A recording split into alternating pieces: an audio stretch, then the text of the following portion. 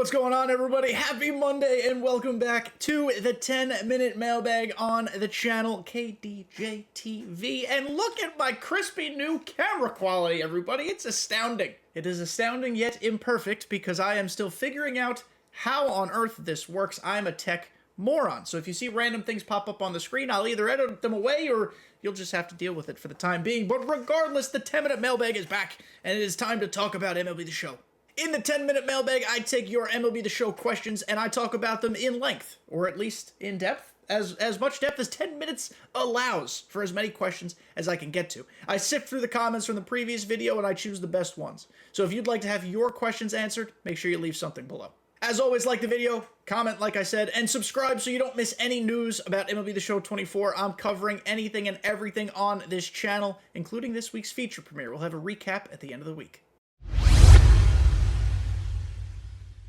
Alright, I'm throwing 10 minutes on the clock, and we're going to hop into the questions. So in 3, 2, 1, we're starting. The first question today comes from CXC Scope. I still don't know how to say your name. We're going to go with Scope.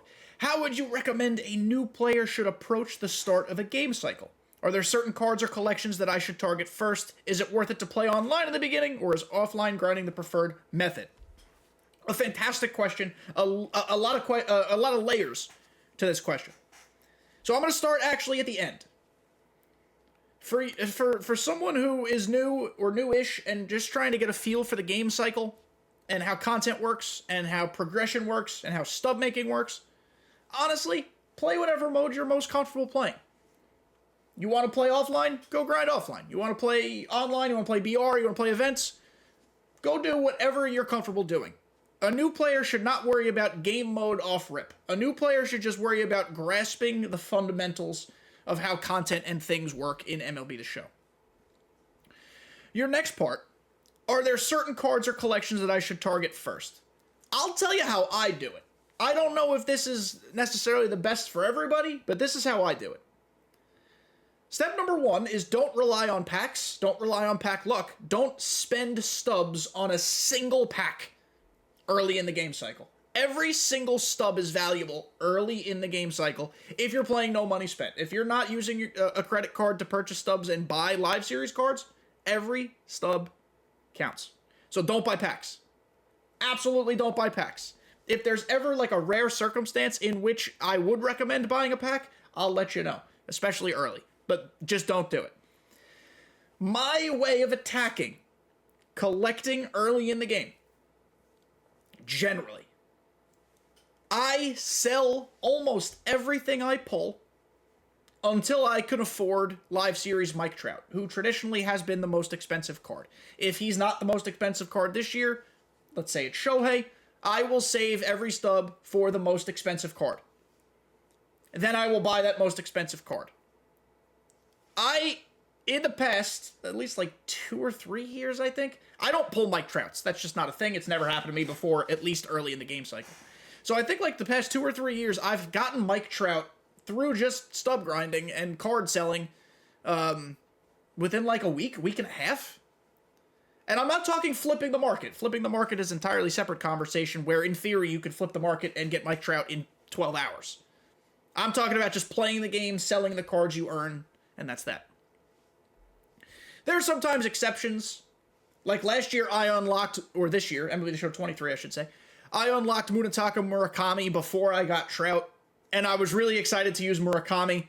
So instead of selling him for, it was like 80 or 90K at the time, I just kept him and used him. That was a sacrifice I was willing to make on that basis because it was so interesting to have Murakami in the game. But my general strategy is sell everything unless it's a high diamond. If you're saving for Shohei Ohtani, but you pull Fernando Tatis, who's a 90, don't sell Fernando Tatis. Sell everything else.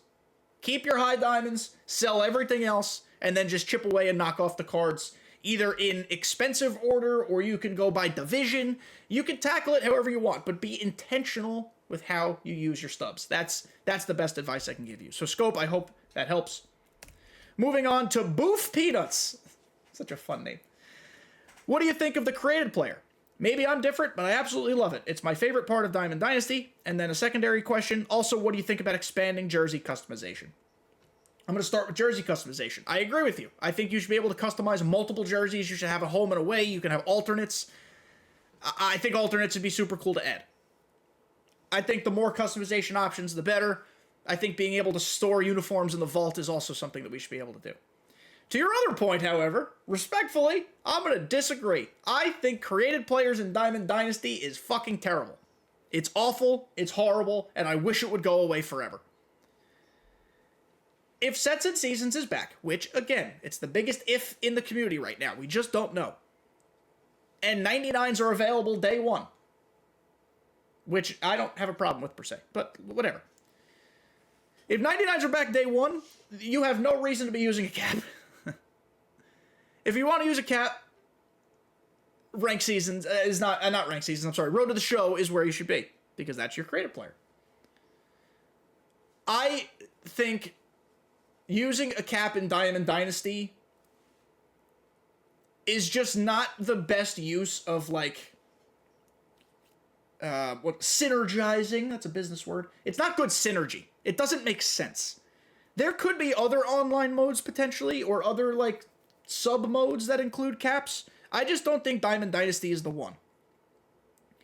Well, really, it's just ranked, because you can't use them in BR, you can't use them in events, right? So it's just ranked. I don't think using it in ranked is the best use of a cap. I think it's silly. I understand the draw of it, like, hey, I could be playing center field while Mickey Mantle's in left and Mike Trout's in right. Look at this, how cool this is. I'm in the same outfield as them. I get that, like, totally. That's the draw. But I just don't think it's necessary or executed properly. So, respectfully, I will disagree with your opinion. I'm anxious to see what other people think about caps. I know it's a pretty divisive subject. I'm not saying you're right, I'm wrong, or I'm right, you're wrong, or whatever. I'm not saying that. It's just opinions. But the cap is not for me. Thank you for your question, though. Moving on. User ER4UD1GF3E. That's a name. Do you go to the middle of the pinpoint after tracing the line? So some people might not know what this is, and that is fine, and that's why we're going to do it right now. I will show you. This has popped up like semi-recently in the community, and by semi-recently, I mean probably over the last couple months. People are not doing like the full timing pinpoint anymore. So like this is what I mean. This is normal pinpoint. You wait at the top and boom, you come through it. I don't think I'm on my pitching input. I am. So I'll show you one more time. You trace the line, you wait at the top, when the ring closes, bang. There you go. But here's what a lot of people are doing now. They're doing their pitch, they're waiting in the middle, and then they're doing it. And if you do it correctly, which I don't do this to answer your question, so I'm not good at it. But if you do it correctly, it still will register as a perfect input, even though you've already began doing it, and the line appears as yellow. I'm not good at it, clearly. You have not seen me throw a perfect pitch doing it once. Meanwhile, here's a regular one, and it's a perfect pitch.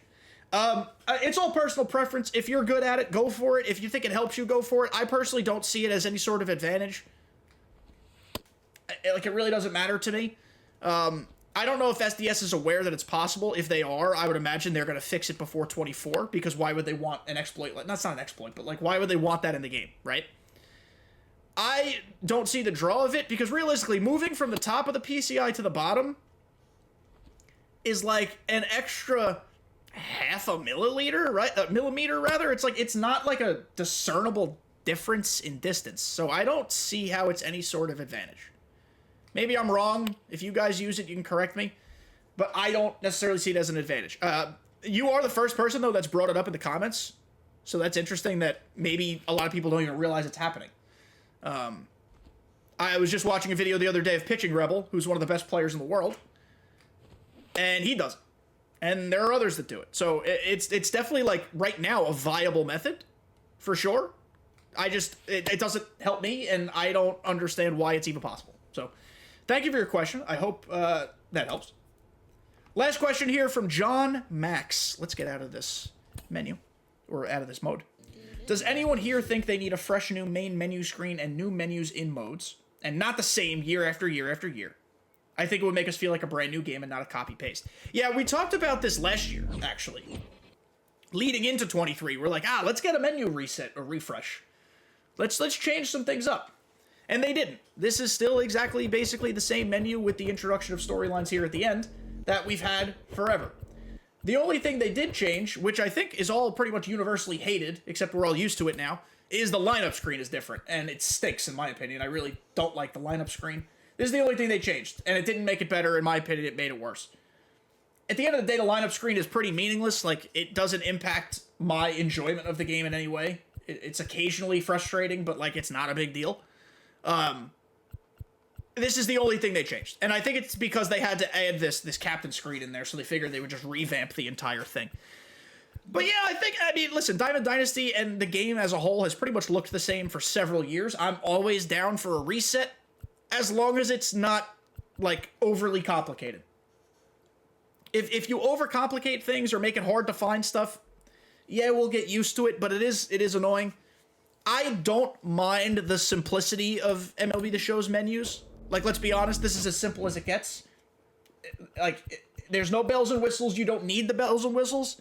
You know where everything is. It's very upfront and easy. But from a visual standpoint, yes, it would make it feel like less of a reskin if they did spice it up with a different UI, user interface, that's what that means. And maybe some animation or some video or scenes or something. So I agree with you 100%. Another 10-minute mailbag in the books, and of course, make sure you are sticking to the channel this week for the podcast tomorrow. Maybe some gameplay on Thursday. I haven't recorded it yet, not quite sure what that's going to be. And a feature premiere recap on Friday morning. The feature premieres have been, or will be, on Thursday evening. I don't think it makes sense to record it and post it that night. I'd rather digest the information, I'd rather research it and learn more before I come together and put a video for you guys the next day. So that's what we're going to do. Feature premiere recap will be Friday. Thank you guys for making it to the end. I hope I answered your questions. If you have any comments for next week, leave them down below. If you have anything to say about what we talked about, leave it down below. Make sure you like, make sure you subscribe, and I'll see you next time.